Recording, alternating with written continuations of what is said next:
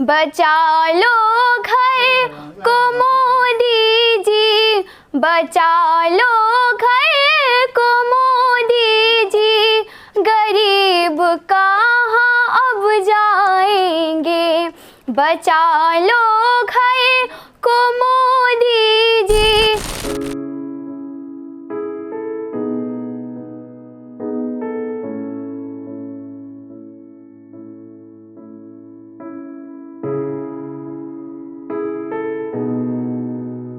₹13 unit बिजली bill देते हैं। इससे अच्छा किराए पे रहते थे, कम से कम सुखी तो थे 7 रुपये यूनिट दे करके।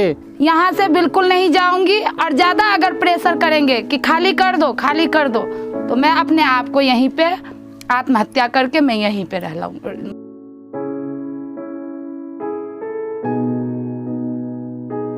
लड़की की बेटी की शादी होने जा रही है, उसके 1-2 महीने शादी के रहे हैं। ये समझ लो इतनी बड़ी परेशानी है। अब शादी करेंगे, हम घर छोड़कर कहाँ जाएंगे। अभी तक लॉकडाउन में फंसे हुए थे। अभी मेरा ऑनलाइन क्लासेस हो रहा है, तो मेरे को नेट्स में बहुत प्रॉब्लम हो रही है। यहाँ पे मतलब बिल्कुल भी नेट नहीं चल रहा है, बिल्कुल भी, और इस वजह से हमारी पढ़ाई में बहुत ज़्यादा दिक्कत आ रही है। यहाँ पे पानी की बंद कर दी, लाइट बंद कर दी। हाँ, हमारे घर ना पानी पीने का है और ना नहाने का।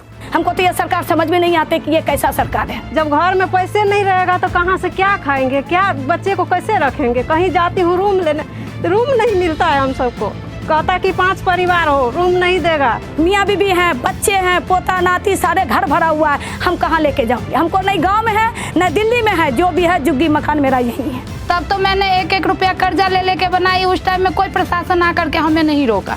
आवे कोई गुजर आवे, कोई प्रधान आवे, कोई भी आवे, हमको डर नहीं है। जब हम घर से बेघरी हो जाएंगे तब उससे क्यों डरे, उसका नाम लेने से हम क्यों डरे।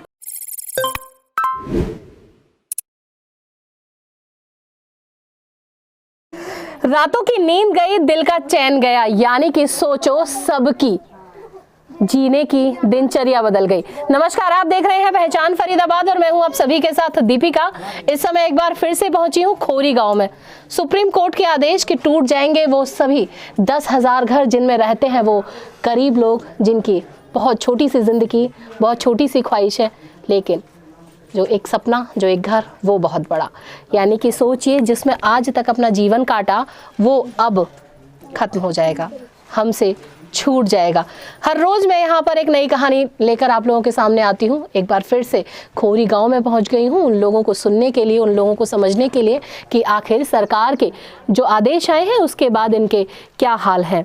मेरा नाम अंशु है। मेरे को यहाँ पे अभी मेरा ऑनलाइन क्लासेस हो रहा है, तो मेरे को नेट्स में बहुत प्रॉब्लम हो रही है। यहाँ पे मतलब बिल्कुल भी नेट नहीं चल रहा है, बिल्कुल भी, और इस वजह से हमारी पढ़ाई में बहुत ज़्यादा दिक्कत आ रही है, जिससे हम पढ़ाई नहीं कर पा रहे हैं। बहुत कम, बहुत बेकार नेट चल रहा है यहाँ पे, बहुत ज़्यादा। कौन सी क्लास की स्टूडेंट हो तुम? मैं 12th क्लास की स्टूडेंट हूँ। और क्या कहते हैं कि मतलब नेटवर्क बिल्कुल नहीं आ रहा। ऑनलाइन क्लासेस हो रही है अभी 12th क्लास में। तो वो गाना मैंने और मेरी मम्मी ने मिलके बनाया है, और उस गाने के थ्रू मैंने मोदी जी को ये कहा कि हमारे खोड़ी गांव में लाखों बेटियां हैं जो बहुत ज़्यादा मुश्किल में परेशान हैं अपने भविष्य को लेके, अपने फ्यूचर को लेके, कि हमारी भविष्य कैसी होगी, हमारा फ्यूचर कैसा होगा। इस बात से बहुत ज़्यादा प्रॉब्लम है सारी बेटियां। इस गाने के माध्यम से मैं मोदी जी को यही कहना चाहती थी कि हमारी खोड़ी गांव को भी आप बचाओ किसी भी तरह, क्योंकि यहाँ पे एक बेटियाँ नहीं हैं, यहाँ पे लाखों बेटी हैं जो अपने भविष्य के लिए इस जगह पे आई, इस जगह पे उन्होंने घर लिया ताकि हम अपना भविष्य बना सकें। तो यहाँ पे सिर्फ मैं एक बेटी नहीं, यहाँ पे लाखों बेटियाँ हैं जिनकी भविष्य ख़राब हो रही है, और जो बच्चे पढ़ना चाहते हैं, जो अपना भविष्य बनाना चाहते हैं, उनको बहुत प्रॉब्लम्स हो रही है अभी इस समय, इस कंडीशन में बहुत ज़्यादा लोगों के। हाँ, लाइट नहीं है, पानी की बहुत दिक्कत है, बिल्कुल पानी नहीं आता। लाइट काट रखा है, एक 30 दिन हो गए मुश्किल से, पानी बिल्कुल नहीं आता, बहुत ज़्यादा प्रॉब्लम हो रही है। मेरा नाम इशरत है, हमें 20 साल हो गई हैं। हमें बहुत परेशानी है, लाइट नहीं है, पानी नहीं है। बरसात के पानी से बच्चों के लिए लैट्रिन बाथरूम के लिए बरसात का पानी भर भर कर रखा है, वो अभी तक चलाया है। बिल्कुल भी पानी नहीं है घर में। लड़की की बेटी की शादी होने जा रही है, उसके 1-2 महीने शादी के रहे हैं। ये समझ लो इतनी बड़ी परेशानी है। अब शादी करेंगे, हम घर छोड़कर कहाँ जाएंगे। अभी तक लॉकडाउन में फंसे हुए थे।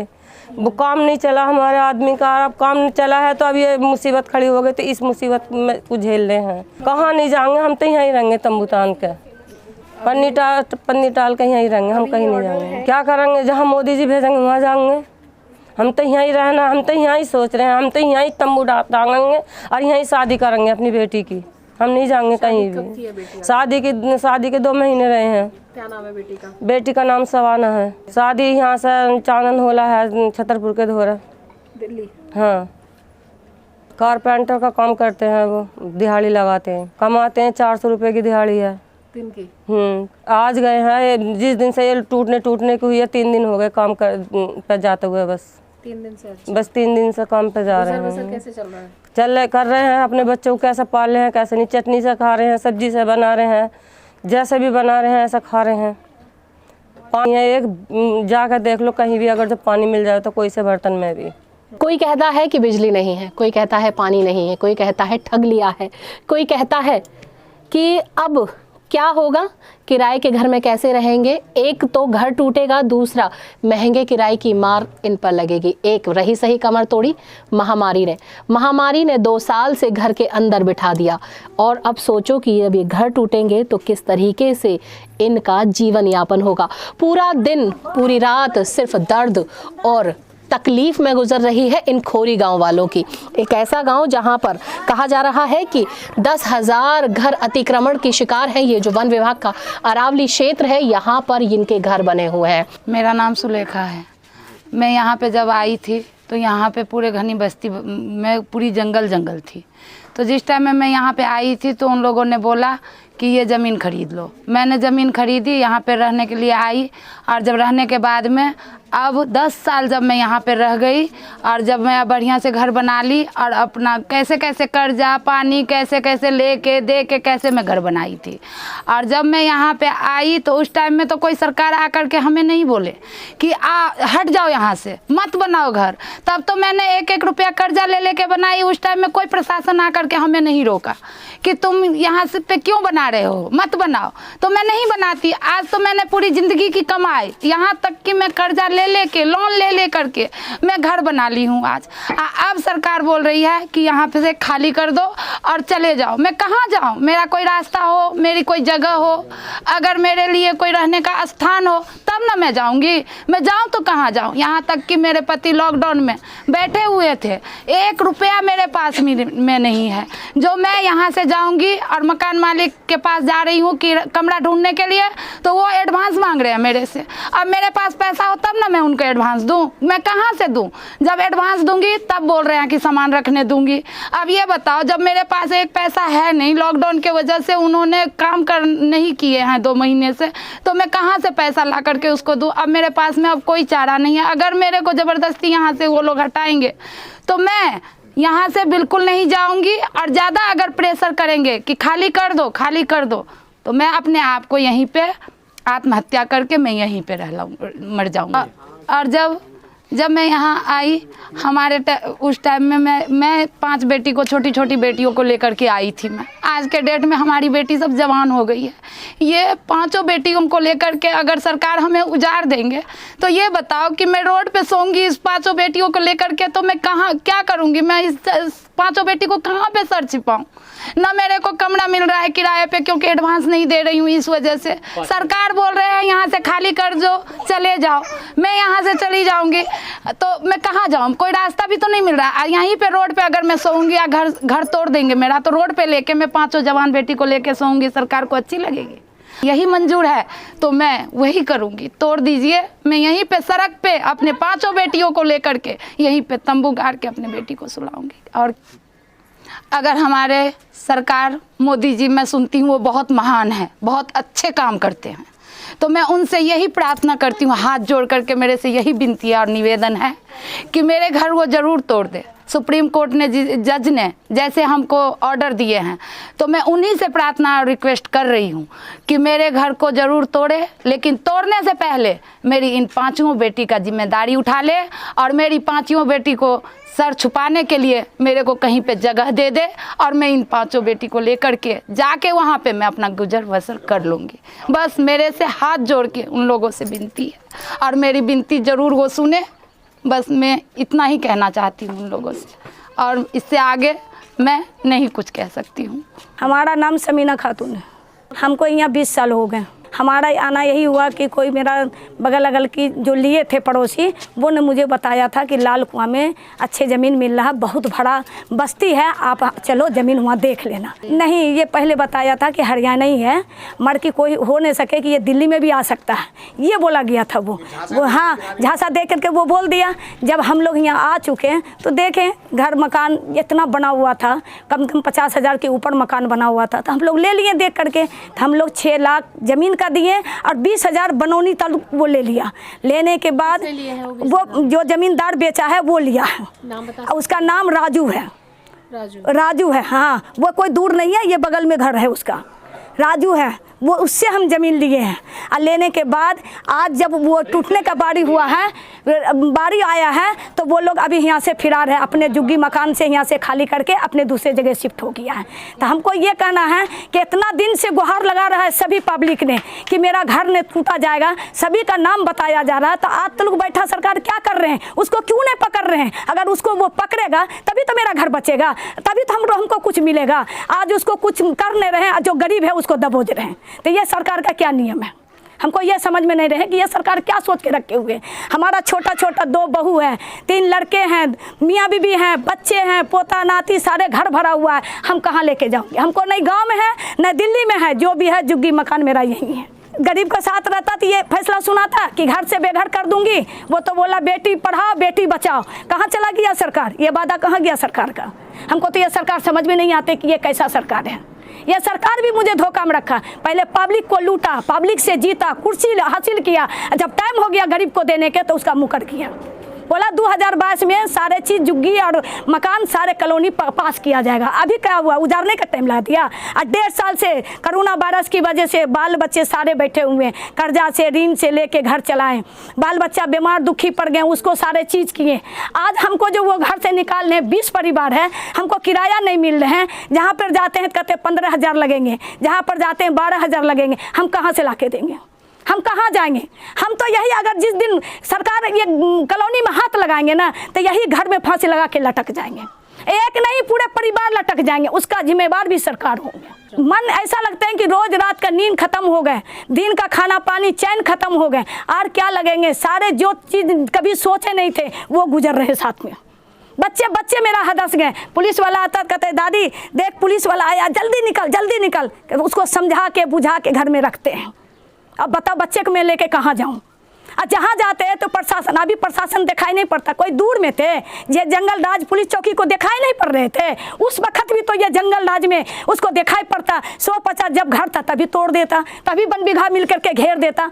जब पूरा लाखों की तादाद में आदमी बन चुके हैं, तब आप वन विभाग को नजर आ रहा, पुलिस चौकी को नजर आ रहा, प्रशासन को नजर आ रहा और सरकार को नजर आ रहा। उस वक्त कहाँ थे जिस वक्त दलाल ने थाना पर जाके पैसा पहुँचाते थे, पुलिस को खिलाते थे, पुलिस को देते थे।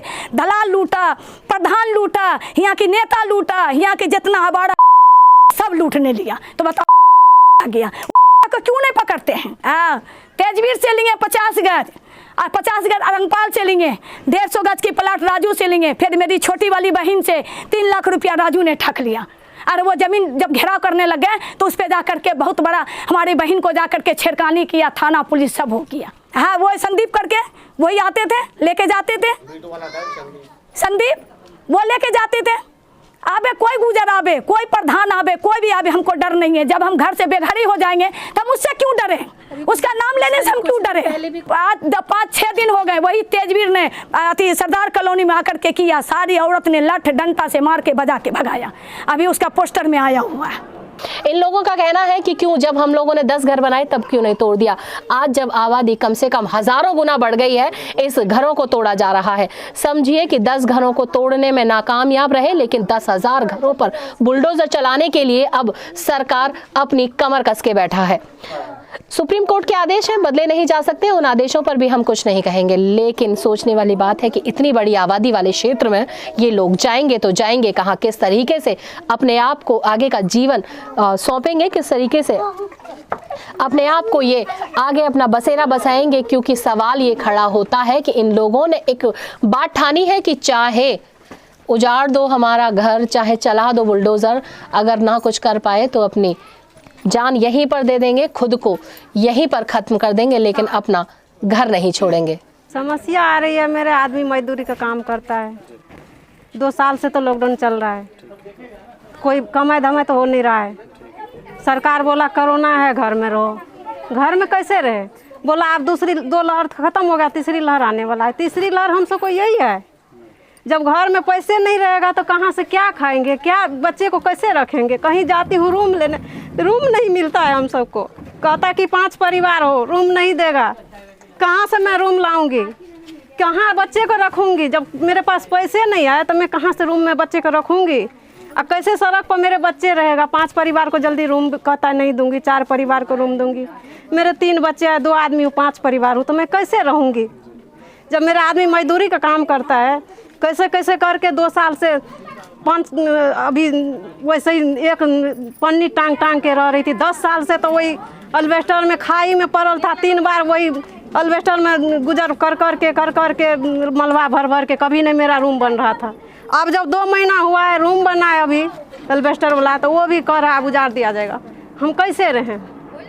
400 रुपये आदमी को मिलता है, वो भी 2 साल से कमाई नहीं हो रहा है। 8 दिन में 1 दिन कभी कमाई होता है, कभी नहीं होता है। 10 साल हो गया मेरे को यहाँ आने हुए, कुछ नहीं किया। उसी टाइम जब हमको कह देते यहाँ से जाओ, चाहे घर टूट जाएगा तो हम नहीं बनाते। जैसे पनिये टांग के रह रहे थे, फिर तो रह रहे थे ना यहाँ। सब बच्चे के देखिए मेरा आधार कार्ड बना है, सब कुछ बना है, मेरा पहचान पत्र बना है। इतना दिन से जब मेरे को सूचना मिलते, सब यही हरियाणा के है, देखिए है ना, सब हरियाणा का है, सब है हरियाणा के टोटल। जब मेरा आदमी उतना कमा नहीं रहा तो कहाँ से मैं रूम के किराया दूंगी? जहाँ जाती हूँ तो कह रहा है 5000 दो, कह रहा है जो घर यहाँ सब बस रहा है, बसो लाइट मिलेगा, पानी मिलेगा, सब सुविधा मिलेगा। ऐसा ही हर जगह दिल्ली में कॉलोनी बसता है, तो वही देख के ले लिए हमने, लेबर मजदूरी करके। कुछ नहीं है अभी, नहीं लाइट है नहीं पानी है। कौन सा ऐसा जुलूम हम सब कर दिए जो लाइट पानी सब चीज़ काट दिया गया है? सड़क पर भी पानी मिलता है लोग को पीने के लिए, मटका में जगह जगह। हम सबको तो टैंकर के भी पानी मना कर दिया, पीने वाला भी मना कर दिया। अभी 3 नंबर से आई हूँ पानी के लिए, तो वहाँ भी कट्टी फेंक दिया उठा के। कहाँ जाऊँ मैं पानी लेने? 5 लीटर कुपी नहीं कोई भर दिया, फेंक दिया। रोते रोते आ गई वहाँ से। कैसे हम सबके गुजर होगा? उसी टाइम जब कहते नहीं बसो तो नहीं बसते हम। नहीं गाँव में घर है, नहीं यहाँ कुछ है।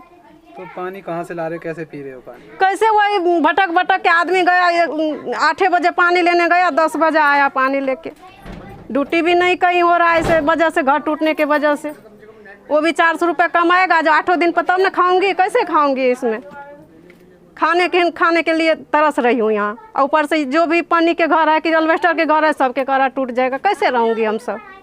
कितना बड़ा अन्याय हो रहा है ये। कह रहा मोदी सरकार बहुत अच्छा है। जब हम सबको घर तोड़ना ही है सरकार को, तो पहले पानी क्यों बंद कर दिया? पानी बंद कर दिया। अभी तो जब तक हूँ तब तक तो पानी पीऊँगी तब न जीऊँगी। पानी बंद कर दिया, लाइट बंद कर दिया, कैसे ऐसे में रह सकती हूँ मैं? कहीं जाती हूँ पानी लेने, कोई नहीं पानी देता है। कहता है जाओ हरियाणा में बसे हो ना, हरियाणा वाला देगा पानी। पानी भी नहीं मिल रहा है। कितना मुश्किल से मेरा आदमी प्रहलादपुर से पानी लेके आया है 2 गैलन साइकिल पर। सानिया नाम है, 12 साल की मैं हूँ। और यहाँ पे हमारा घर बहुत मुश्किल से यहाँ पे बनाया है हमारा घर।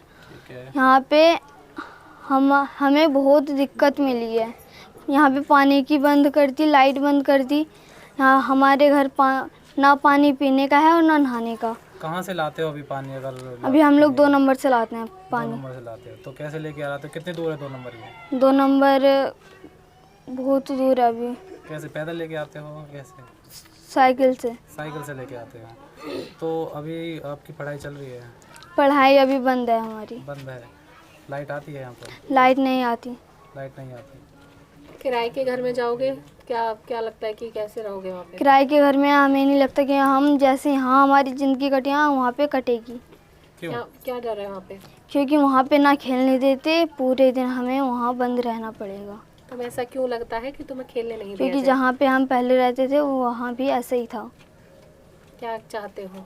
हम ये चाहते हैं जैसे हमारा घर है, हमारा यहीं रहें हम लोग। मोदी जी से हम ये चाहते हैं कि मोदी जी हमारा घर बचा लें।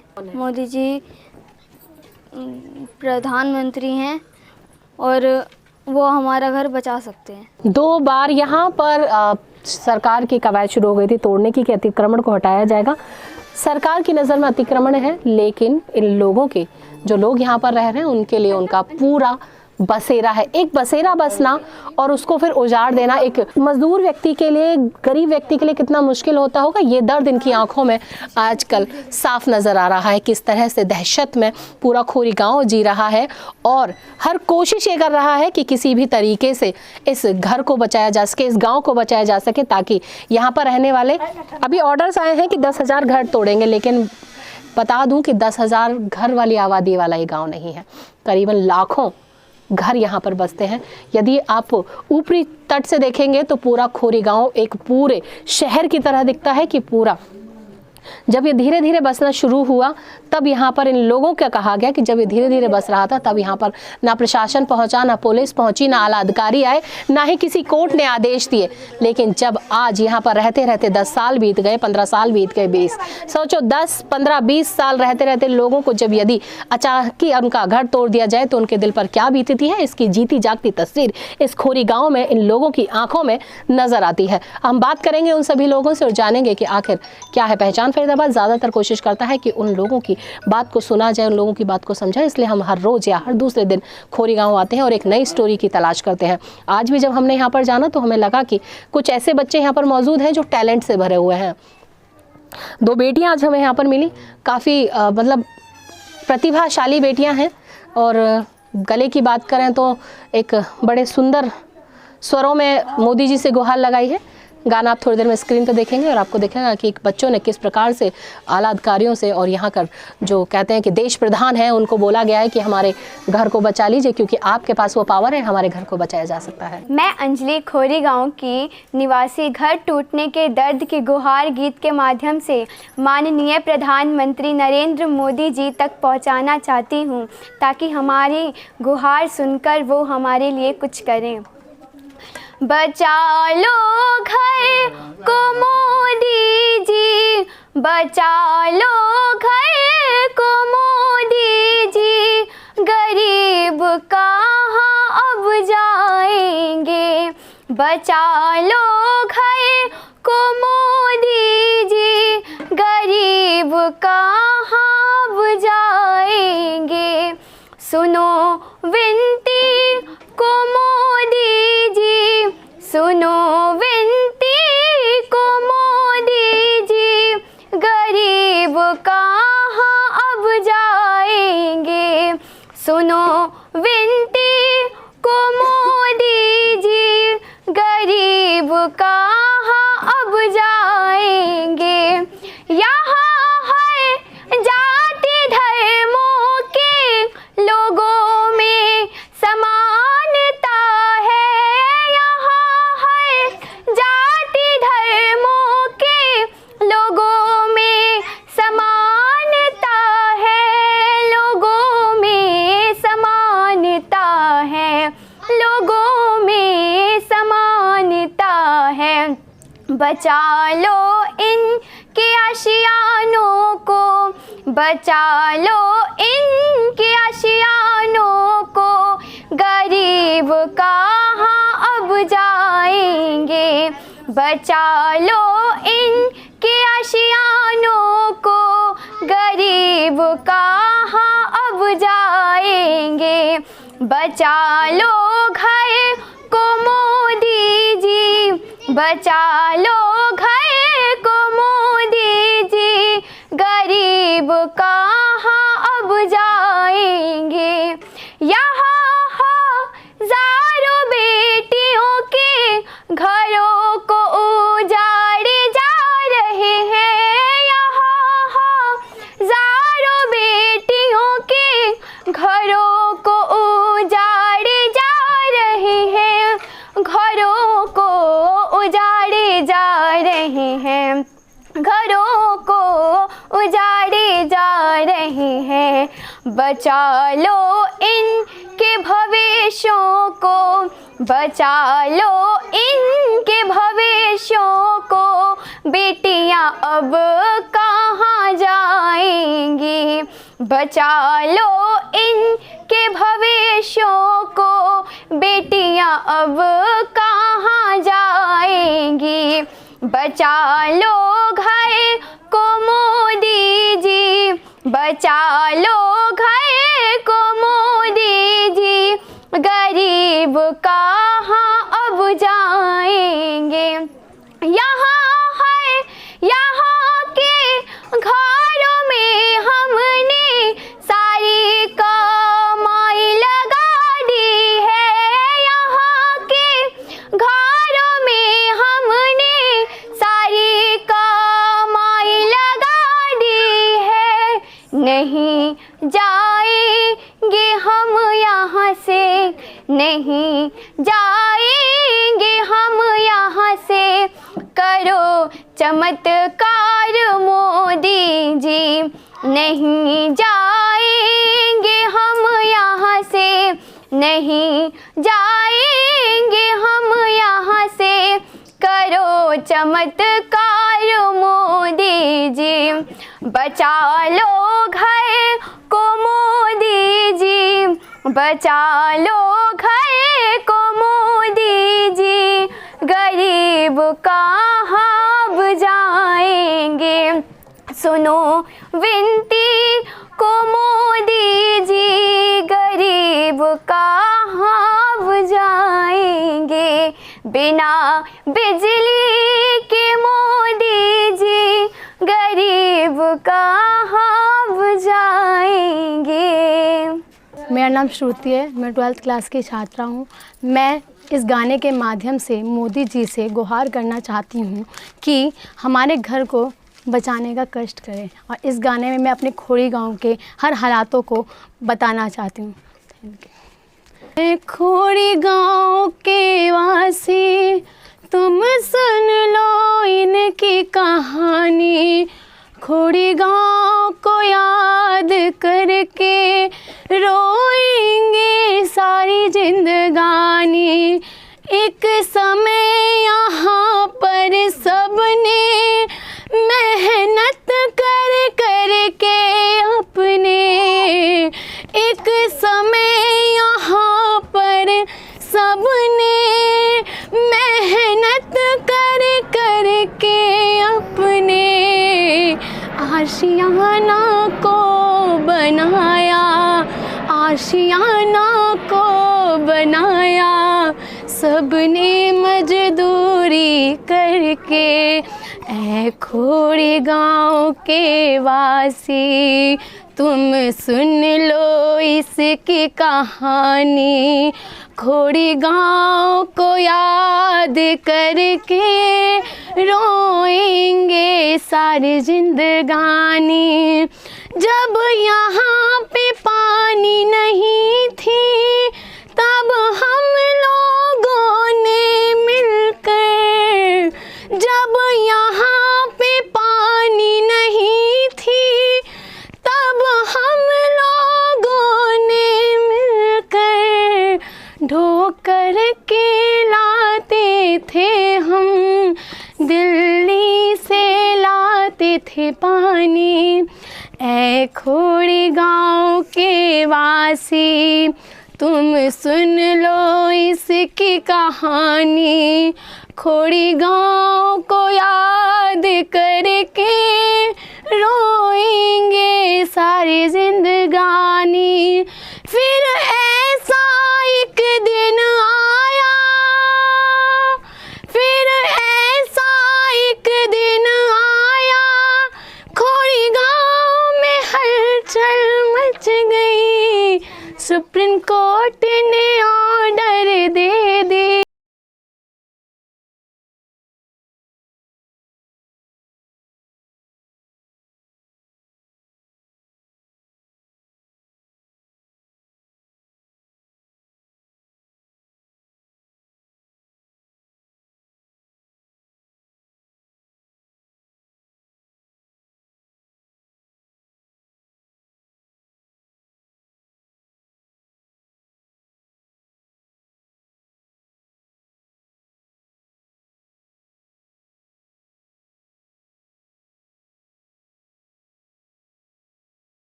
बिहार का रहने वाला हूँ। आज से 12 साल पहले जब मैंने यहाँ ज़मीन ली थी तो पूरे खोरी गांव में कहीं भी बस्ती नहीं था, सिर्फ यहाँ इक्का दुक्का घर था हमारा। यहाँ पे जब हम आए थे 2 ही 3 घर थे यहाँ पे जब हमने ज़मीन ली थी। हमने भी कीकर का पेड़ काट काट करके, मेरे प्लॉट में भी कीकर का पेड़ था, काट काट कर हमने घर बनाया। शुरू में तो एक अपने हाथ से चादर उधर डाल के की तरह से एक कमरा बनाए, उसमें बच्चा मतलब हम लोग रहने लगे। एक कमरा बना करके, नहीं कोई लैट्रिन था, नहीं कोई बाथरूम था, नहीं कोई पानी था। हम लोग रात में मतलब जग के पानी भरते, दिल्ली से पानी भर के लाते थे अपने। हमारे छोटे छोटे बच्चे थे उस टाइम में। मेरी बेटी जो है ना सबसे छोटी वाली 2 महीने की थी जब मैं यहाँ आया था लेके उसको। तो रात को मैं अपने बेटी को चादर के ऊपर में, एल्वेस्टर वाला रूम के ऊपर में बच्चों को रात को सुला करके तब हम यहाँ भी पानी भरने जाते थे। सर पे ढोके लाते थे दिल्ली से पानी रात को। जब वहाँ से लौट के आते थे कभी देखते थे बच्ची गिर गई है, कभी बच्चे ने पैखाना लैट्रिन वैट्रिन कर रखी, सना हुआ उसी के अंदर में आकर के साफ़ करते थे। ऐसे ऐसे दिन हमने काटे यहाँ पे। तब से लेकर के अभी तक सरकार से तो कोई सुविधा नहीं मिला। हम लोगों ने जैसे तैसे ज़िंदगी काटी है। मतलब हमेशा 12 साल से यहाँ दुख ही दुख काटा है। कभी भी यहाँ पे कोई सरकार का सुविधा नहीं मिला, नहीं कोई सरकार पूछने आया कि यहाँ पे आप कैसे रह रहे हो, नहीं रह रहे हो। कोई साधन नहीं मिला।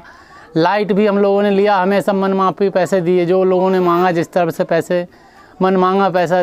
13 रुपये यूनिट बिजली बिल देते हैं। इससे अच्छा किराए पे रहते थे, कम से कम सुखी तो थे। 7 रुपये यूनिट दे करके यहाँ पे तो पानी ख़रीद के लो, लाइट ख़रीद के लो, सब कुछ लेने के बाद में भी जब मकान हम लोगों ने बनाया उस टाइम में भी जो डीलरों ने पैसा लिया तो लिया। जब मकान जिस टाइम बनाने लगे थे उस टाइम में कोई पुलिस बन करके पुलिस खर्चा मांगने आता था, कोई यहाँ पर मतलब वन विभाग का आदमी बन करके पैसा मांगने आता था। सबको पैसे दिए। अगर पैसे नहीं देते थे तो वहाँ मिस्त्री को मार के भगा दिया जाता था कि मकान नहीं बनाने देंगे। ऐसे समय मतलब आज 12 साल से हम लोग हमेशा दुख ही दुख मतलब जी रहे हैं, दुख ही काट के जी रहे हैं। उसके बावजूद भी आज सरकार कह रही है कि नहीं इस मकान अवैध है, अब तोड़ देंगे। तो बताइए हम लोग इतने गरीब आदमी कहाँ जाएंगे। छोटी मोटी धंधा करते, बिजनेस, कोई हम लोग कोई बड़ा कोई नौकरी भी नहीं है। ड्राइवरी का नौकरी कर रहे हैं, 12,000 रुपया महीना तनख्वाह मिलता है। उसमें बताइए हम 6,000 रुपया 7,000 रुपया महीना किराया दे करके कैसे अपने 5 बच्चे को पालन करेंगे। सरकार से यही रिक्वेस्ट है कि हमारे को जहाँ हैं हमें वहीं छोड़ दिया जाए, या फिर कहीं पे और अगर यहाँ तोड़ते हैं तो कहीं दूसरी जगह हमारा स्थान बना दें। जैसे जैसे दिन बढ़ रहे हैं वैसे वैसे बढ़ रही है बेचैनी। जैसे जैसे समय व्यतीत हो रहा है वैसे वैसे बढ़ रहा है इन लोगों का डर।